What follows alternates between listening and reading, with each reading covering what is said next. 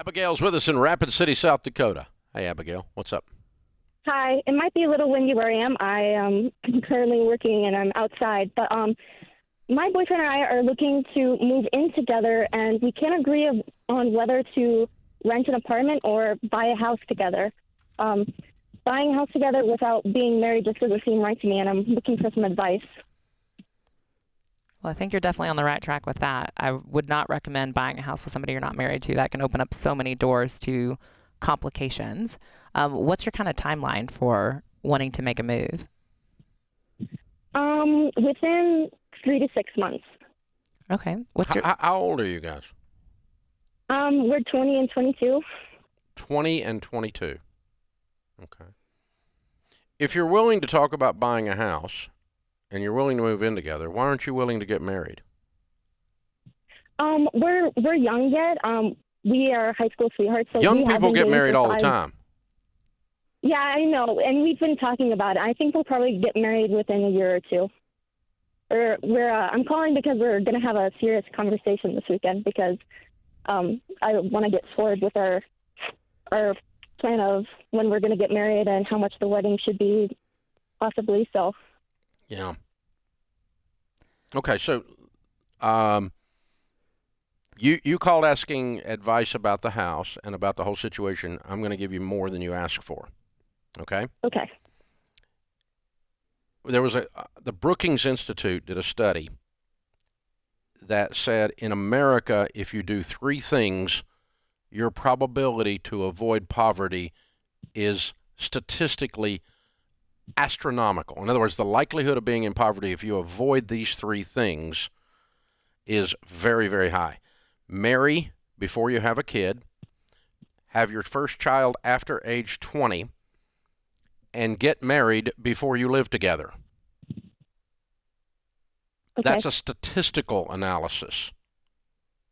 Okay? And the chances of divorce for people that live together before they get married are 4 times higher than people who get married before living together. Statistical evidence. Yep. Interesting. So, yeah. If my youngest is 30, when they were in their 20s, if we had been having this conversation, I would say, why do you think you can beat the odds? There must be some reason behind all of this. So. There must be some reason behind all this. So if Bubba is willing to sleep with you and buy a house with you, he should be willing to marry you. Mm-hmm. That's my dad talking. All right. Okay? See, I told you it was getting more than you looked for. No. And you know what, Abigail? It's not because I'm trying to make you mad. It's because I care about you, kiddo, and I want you to win. And you called here looking how to win. Yep, I did. Yep. So thank you. So don't buy a house, for God's sakes, with somebody you're not married to, because when you break up, it's very, very difficult. When somebody dies or becomes disabled, it's very, very difficult. Yeah, when someone gets on drugs, it's very, very difficult. Yeah, I thought just like even applying for a loan when we're not married would be complicated, and I just didn't want to do that. And also, we're just dating. I didn't want to have to deal with the burden of homeownership. Yeah. So. Agreed. So, yeah, rent for sure. But you need to consider these other statistics as well. I kind of got the vibe you're not, but that's okay. It's my job to tell you. It's your job to decide what you're going to do. You're like a grown-up and stuff. So. Well, and you have a few days to think about it. Like, really take some time, think about it, pray about it, evaluate before you have this conversation, get your own emotions settled. Because, I mean, I think you do have an opportunity to really have some of those harder conversations about where's this relationship going, what's the timeline, and it sounds like, you guys have at least the ability to have the conversation. So if that conversation's happening this weekend, just take some time before it happens to consider what Dave said and see if there's a more wise way to approach it. Yeah. If you're serious enough to make all these big life decisions, then you're serious enough to make a big life decision. So, how old were you when you got married? 23. 23. I was 22. Yeah. So young people get married all the time. Mm-hmm. And you've been married how long? 10 years. And I got 40. Oh, that's amazing. So, it works. Yeah. It's an amazing thing. Yeah. And There you go.